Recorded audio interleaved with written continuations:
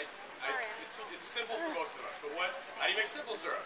So let's make some simple syrup real quick, because honestly, I'm surprised I get asked this question so often. So equal parts sugar and water. Here's a bunch of water, and then this much sugar. Now, no way. Mix it in. And now we have simple syrup. Very quick. So this is the tool of the trade to sweeten your sours, just about anything, and it's one-to-one simple. Mix it right up, and it dissolves. It's going to take maybe 30 seconds to a minute. You'll see it dissolve right in front of us. But while that's dissolving, I'm going to make a cocktail for you that everybody should know how to make. It is called a Manhattan. Yay! So this drink has gotten made poorly many, many times over throughout the years. But actually, I can do that. I've never seen simple syrup either. You know what?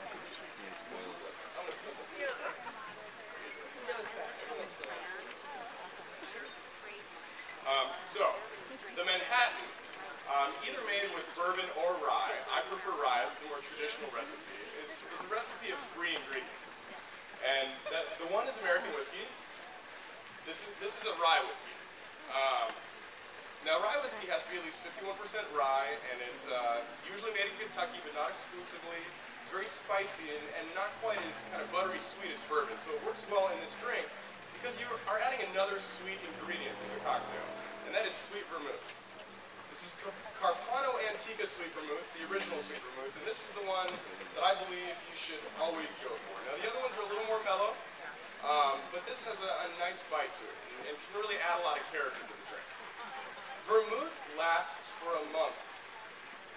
I'm going to repeat that. Vermouth lasts for a month. So every time that you've gone into somebody's bar at their house and they blow the dust off the vermouth, No way. if they didn't crack it open right in front of you right then, after they blew that dust off, you should not drink that vermouth. I do. Ever. And that has probably led a lot of people to drink very crappy versions of this drink. So we are going to keep one thing very clear, that vermouth lasts a month, keep it in the fridge.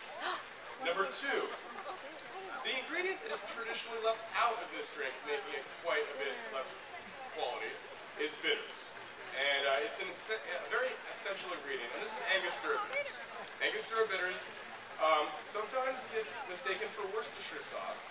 I can't tell you how many times people have actually asked me if I put Worcestershire sauce in their drink, but I don't, ever. But I will if you really ask me. But this is bitters.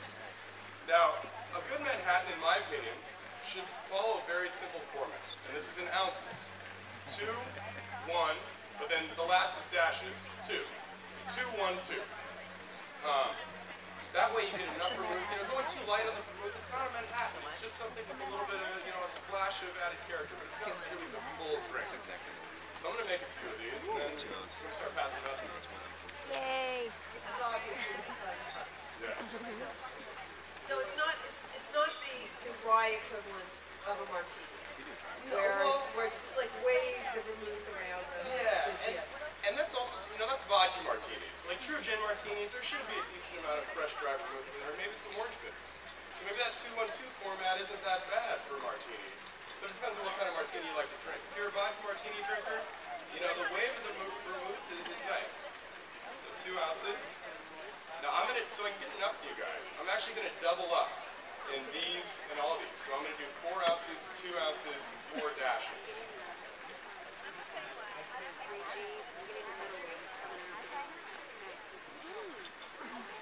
So the Manhattan has a long history. It kind of dates back to around the 1860s, 1870s. There was even a rumor for many, many years that Winston Churchill's mother created it. This has since been debunked, but I think it's a great little piece of cocktail kind of, anti-history. So this drink can either be served up or on the rocks, by request.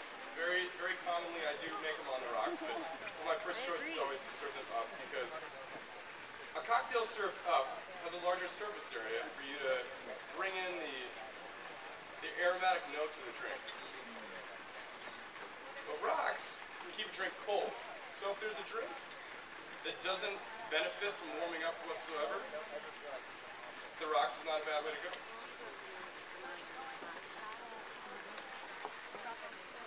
All right. So we have 4 ounces in each of these glasses.